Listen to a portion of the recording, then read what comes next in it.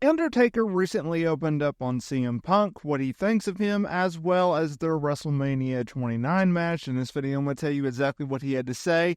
And oh, is it interesting, because the Undertaker and CM Punk, they're kind of polar opposites in regards to their reputation. The Undertaker, he's a beloved figure among fans. Yeah, you could say that about Punk. The difference between those two people are the exact same as fans and wrestlers.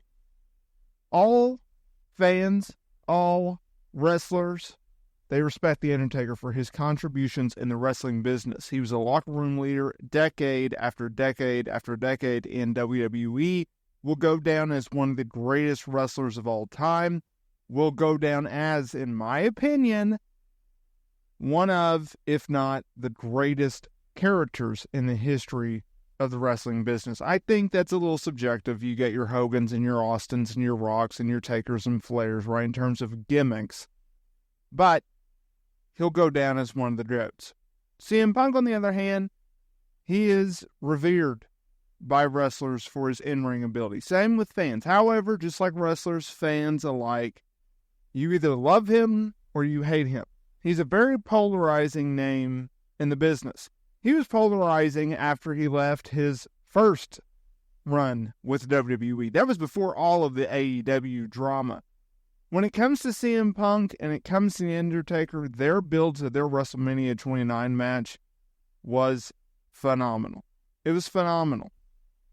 You had elements of the old school Undertaker gimmick. You brought in Paul Bearer, who had tragically passed away right before the feud. They used the urn, they used the ashes of Paul Bearer to get heat on a heel CM Punk who's aligned with Paul Heyman. And then they went out there and had a classic match. I loved Punk's ring attire. It was gray and purple, obviously paying tribute to The Undertaker. In my opinion, that was probably Taker's last great match. CM Punk talked about on the Colt Cabana podcast, the famous one that got him sued, that he went into that match with a death wish. He wanted to prove Vince McMahon wrong. He wanted to prove all the doubters wrong. He wanted to prove that he earned a WrestleMania main event, something he has yet to get. So, what did The Undertaker have to say about CM Punk? Well, there was a lot to it. Kudos to Fightful rather, for the transcript. So, on his Patreon, The Undertaker talked about his relationship with Punk. And he said, the only thing that was ever done or said between me and Punk that might have been, and this is just how stupid things are and how everything that has happened gets out, this is one thing that frustrates me the most. So we had an invitation at one point where they wanted us to go, the wrestlers when, traveling, to dress a little bit nicer. They wanted us in business casual with a really relaxed on the casual. I think we might have been in Europe. I'm not sure where we were at. I want to say we were somewhere in Europe, and we were getting on the buses, or getting off the buses rather, and getting ready to go into the arena. And I just stopped him because he was, he was dressing like Punk did back in the day, whatever it is. I was like, hey man, none of us like having to dress like this, but I think you're getting a little bit of heat with the boys. You might want to think about dressing a little bit better. If I recall correctly, he says, well, what about Cena? I may have replied, you're not Cena. There's nothing wrong with that. Then he talked about the WrestleMania match. And he goes, he thought he should have been in the main event when we worked at WrestleMania against somebody else, not against me. Then when he works with me, I'm not sure if he thought that he should have went over. But I mean, he's got the confidence in himself, so I don't think working-wise, perfect, and that's all I care about. At the end of the day, you don't have to like me. You don't have to be my best friend. But somehow or another, it all got blown out of proportion, like The Undertaker hates CM Punk. Now, I don't. I try not to give people the power of hate. A little jumbo-ish by The Undertaker there in some of those parts, so I apologize. But, all right, so let's break down this. Obviously, the dress code. I wish the co-host would have asked, or Undertaker would have clarified, when was this time? When was this time that there was a dress code and they were in Europe and he told Punk, hey, you might want to dress better.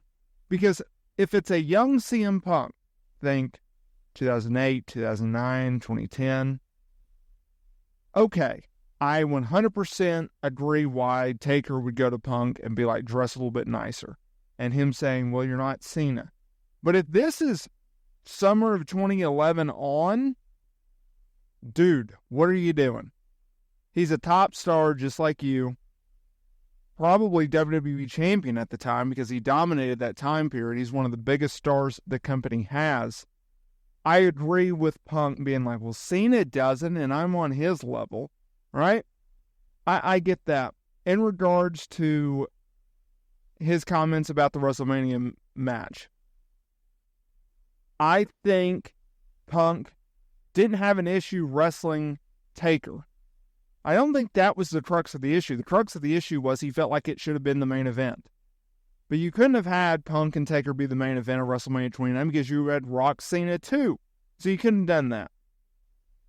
So Taker shouldn't take any issue with Punk wanting to be in the Mania main event. And he also shouldn't come at it like, well, he didn't want to wrestle me. Now, I understand that there was a situation in which Punk alluded to this on the Colt Cabana podcast where he felt like he deserved to be in the WrestleMania main event. He dropped the WWE Championship to The Rock at the Royal Rumble. The following month, he put Rock over again at the Elimination Chamber event.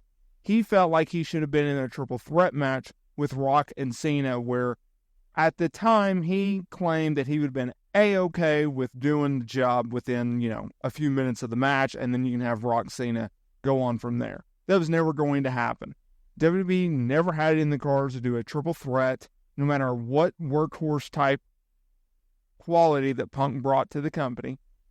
It also wouldn't have made sense considering that he put Rock over 2 straight months at 2 straight pay-per-view events leading up to Mania. Okay?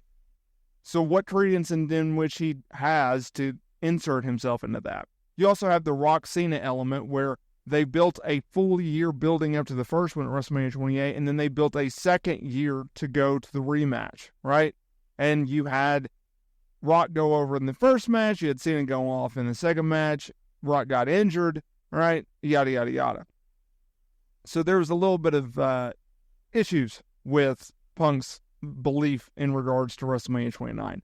Punk Taker is one of the best matches you will ever see, at least in the 2010s. One of Punk's best matches, and that says a lot. One of Taker's best matches, and I could go out on a limb and say that it's probably one of the most underrated matches that people don't give enough credit to. So, that is what Taker had to say about one CM